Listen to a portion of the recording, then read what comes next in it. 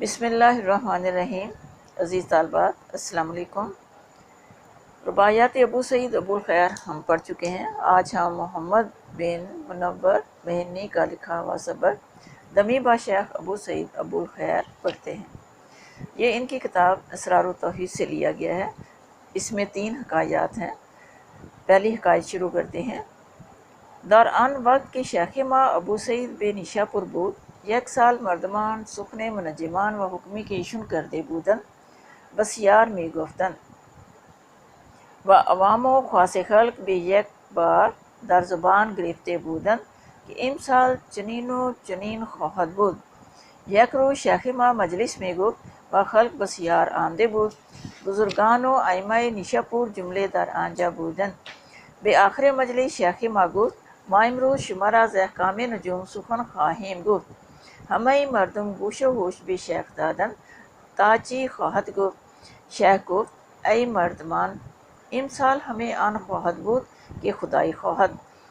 همچنان که پار همه آن بود که خدای تعالی خواست.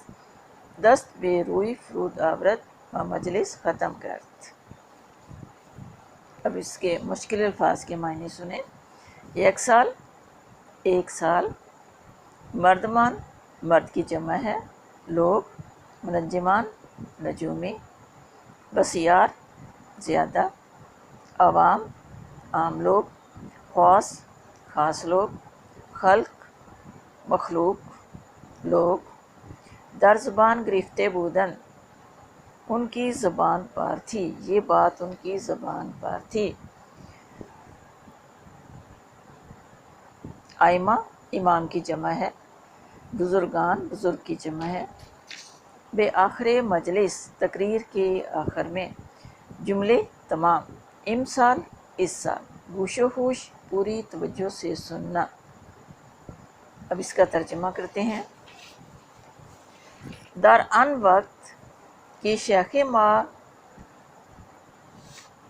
ابو سعید بے نیشا پر بود، در آن وقت اس وقت کہ شیخ ما ابو سعید در نیشا پر بود کہ ہمارے شیخ ابو سعید نیشا پور میں تھے۔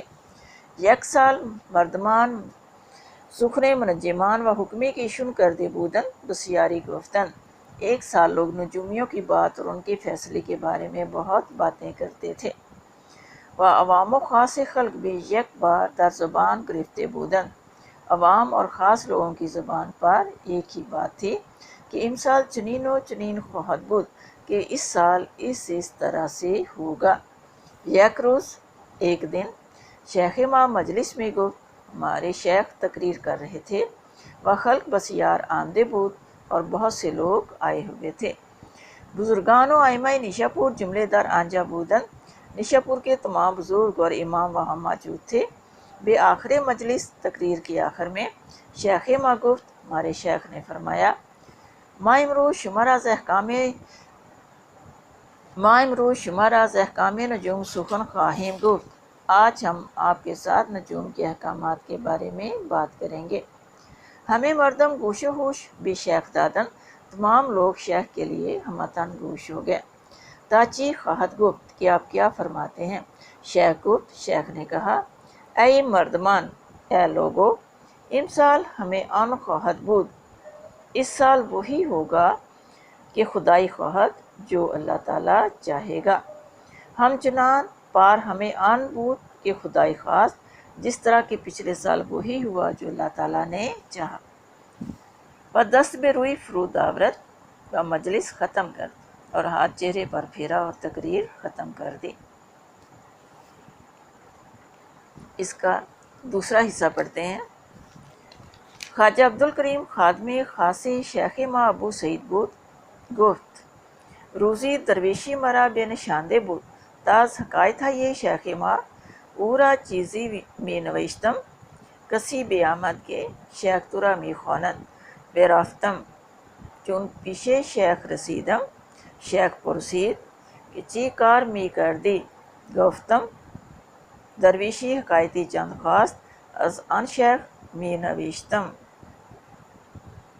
شیخ گفت یا عبدالکریم حکایت نویس مباش، چنان باش که از تو حکایت کنند۔ اس کا ترجمہ کرتے ہیں۔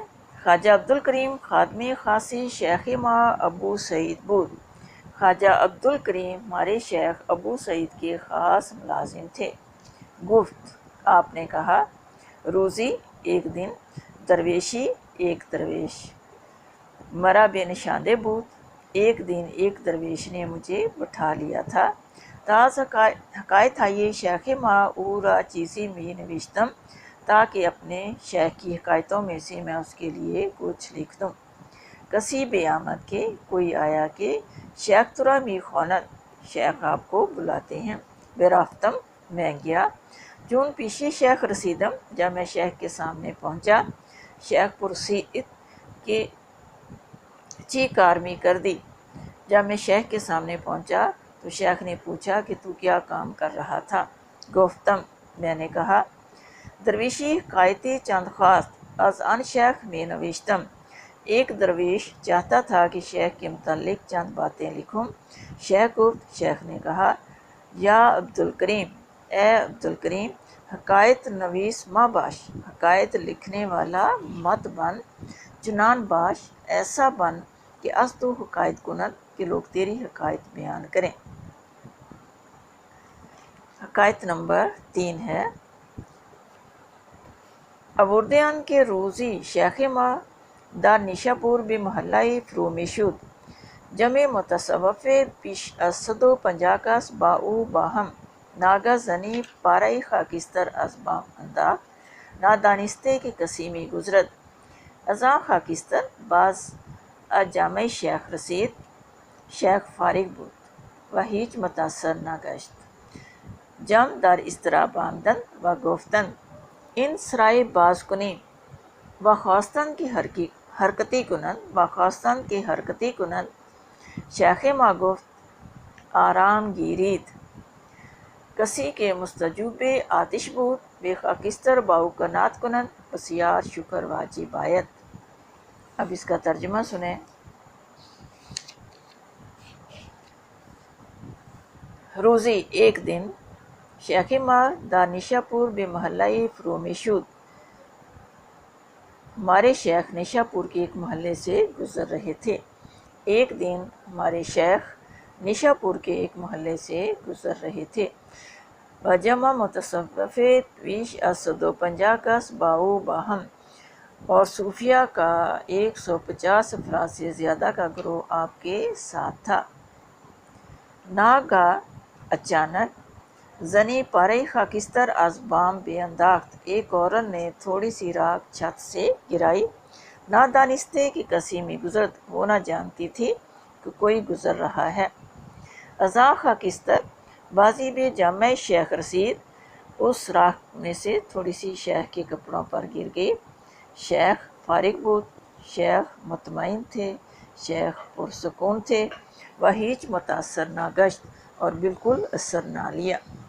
جمدار اضطراب آمدند، گروہ مضطرب ہو گیا۔ وہ گفتن، اور انہوں نے کہا، ان سرائے باز کنیم، ہم اس گھر کی اینٹ سے اینٹ بجا دیں گے۔ وہ خواستن، اور وہ چاہتے تھے کہ حرکتی کنند، کہ کوئی حرکت کریں۔ شیخ ما گفت، ہمارے شیخ نے کہا، آرام گیرید، آرام کریں، پرسکون رہیں۔